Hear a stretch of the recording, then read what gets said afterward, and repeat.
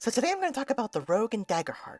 I absolutely love the Rogue slash Thief slash Assassin archetype in TTRPGs, games, and other bunch of stuff. But before we fully get into this topic, something to keep in mind. I'm going to assume that you are at least familiar with the basics of Daggerheart, but we'll do some basic explanations along the way. But hey, if y'all would like to see me do a video going through the basics as well, feel free to leave that in the comments and subscribe to keep up to date. So what separates a Daggerheart rogue from a D&D rogue, or any other type of rogue? Well, to start with, is something unique to Daggerheart, which is domains. In particular, rogues' domains are Grace and Midnight. Grace is more focused on charming and beguiling your opponents, while Midnight is more focused on shadows and secrecy. If you're coming from D&D or other similar TTRPGs, think of Grace and Midnight as charisma and stealth. These two domains are the building blocks of how you define your rogue. For example, my rogue that I usually play is a charismatic Robin Hood-like thief, so he takes equal parts of Grace and Midnight cards. But you can play a rogue that focuses mostly on Grace, or vice versa. Rogues start with a 12 evasion, basically how hard you are to hit. Think of traditional AC from D&D or Pathfinder. And you start with 6 hit points.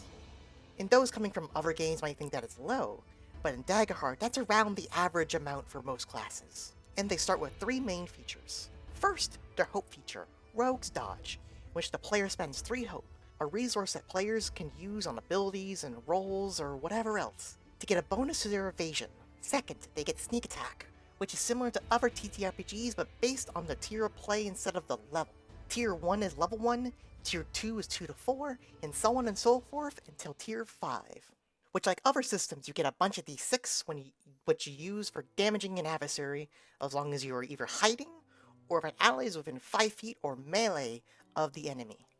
Lastly, building on that, rogues get the specific ability that when they are hidden, they become cloaked, which basically makes you more difficult to see even when you normally would be seen, as long as you stay still and aren't immediately in their line of sight.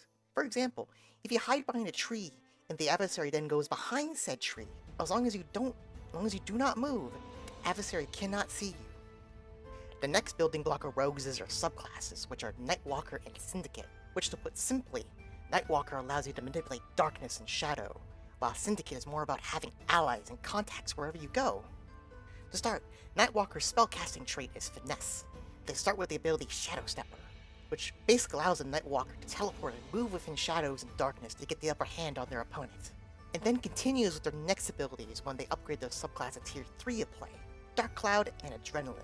Dark Cloud allows a Nightwalker to create a cloud of darkness to obscure what is going on in their vicinity, and obviously plays off the Shadow Stepper ability.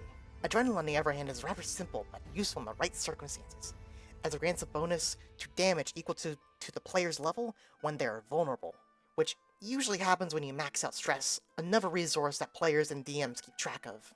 Lastly, when you upgrade your subclass again in the final tier of play, Nightwalkers get these features, Fleeting Shadow and Vanishing Act. Fleeting Shadow gives another bonus to evasion and increases the range of Shadow Stepper, while Vanishing Act allows the Nightwalker to become cloaked at any point and stay that way until they roll with fear.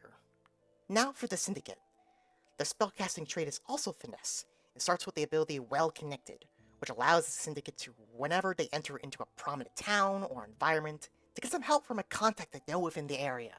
The Syndicate's specialization expands upon this with contacts everywhere, where once per session they can call upon a contact to help them with rolls, get items, or even just dish out some damage. Finally, with their Mastery ability, Reliable Backup fully realizes their previous features with not only being able to use contacts everywhere more often, but also shielding them from damage, but also even helping out with social encounters. And that is the Rogue in Daggerheart, a class that specializes in stealth, subterfuge, beguiling, and overall getting the upper hand on their opponent in any way they can. I hope you enjoyed this video. If you'd like to see more videos in the TTRPG space, feel free to subscribe and check out these videos. Bye for now.